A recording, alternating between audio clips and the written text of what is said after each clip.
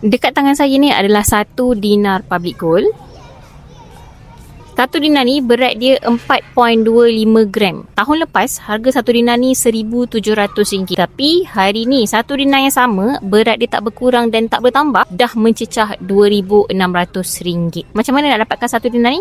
Ada 3 cara dan ramai orang suka cara yang ketiga. Cara yang pertama, boleh beli secara full payment.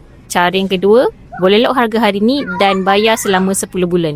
Dan cara yang ketiga, yang tu ramai orang suka sebab senang, mudah dan tak pening kepala, iaitu kumpul sikit-sikit melalui akaun emas Gap. Di akaun emas Gap, kita boleh kumpul emas dengan bajet serendah RM100. Dalam akaun Gap tu, kita bukan simpan duit, tetapi kita simpan emas. Bukan kumpul duit. Cukupkan gram emas dalam akaun Gap, 4.25 gram.